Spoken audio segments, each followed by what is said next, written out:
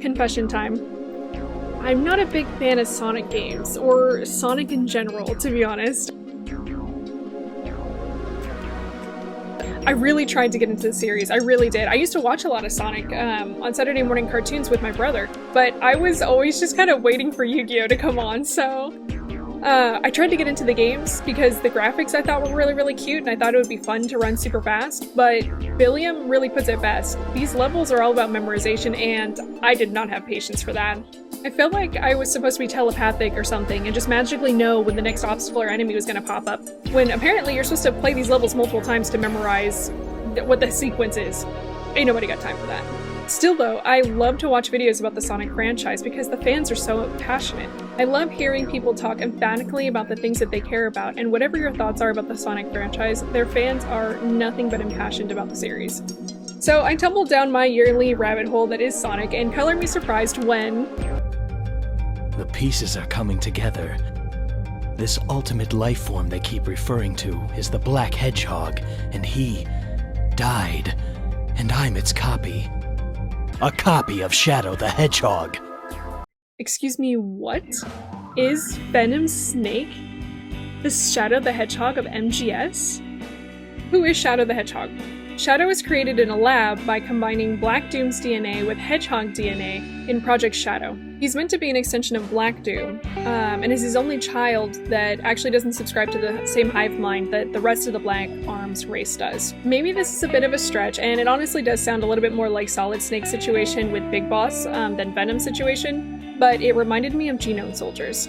It's interesting that both Black Doom and Big Boss have an army of people, or monsters in Black Doom's case, with their DNA. Shortly after his creation, Shadow's actually put in stasis for about 50 years, and when he's awoken, he awakens without his memories. He goes through this whole identity crisis where he doesn't know whether or not he's real as he's confronted with clones of himself.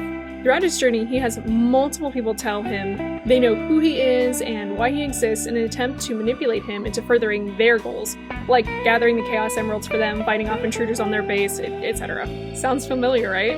Venom wakes up and is immediately told who he is and the fate attached to his identity. The world wants him dead. This is the face he's always had and known up until this point. Which, seriously though, who tells someone that? If I woke up from a coma and a doctor pointed a mirror at me and was like, "This is how you've lived your life up until this point," I'd be more confused than ever. Like, are you asking me to meet myself for the first time? I might as well just, like, shake my own hand.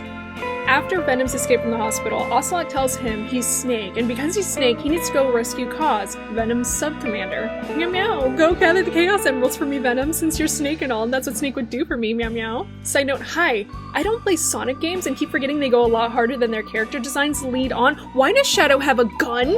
Like, their designs. Look at their designs. Big eyes, big heads, gloved hands. That makes me think, cute baby can pet? They're so cute! Like, let me pet your head? But then Shadow walks on screen with this big gun, and all I can think of is, and let me see what you have! no! Like, the opening of Shadow the Hedgehog reminds me so much of MGR.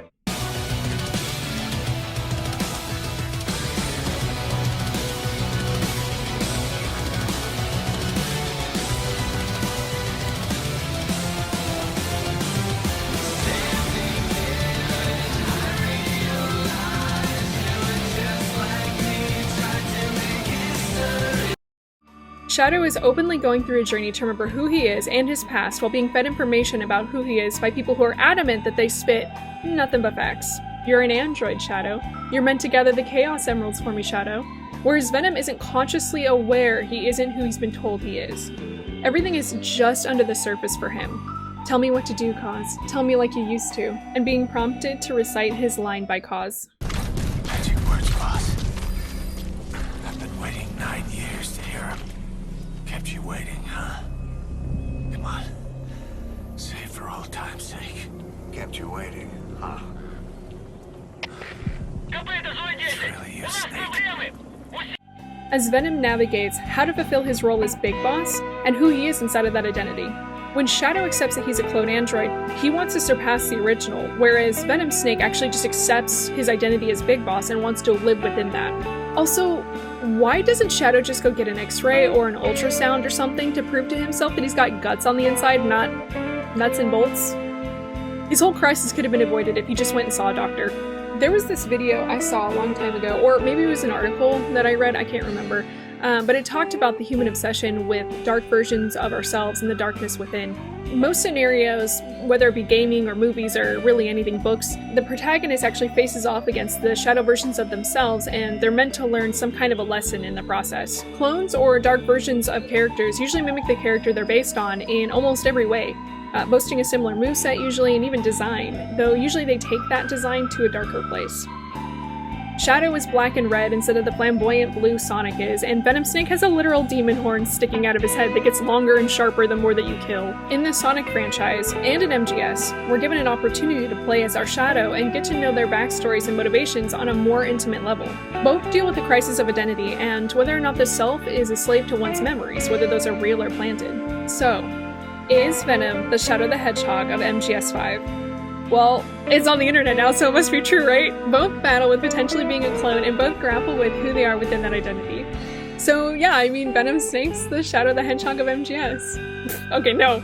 But I did think it was interesting that both deal with clones and DNA, and being told who they are, and what they're supposed to do, and their reactions to being put in those situations. They both even wake up from a coma. I'm a believer of parallel thinking, and though clones and evil clones are not a new idea, it was interesting to see it play out in recognizable ways in two franchises that couldn't be more different.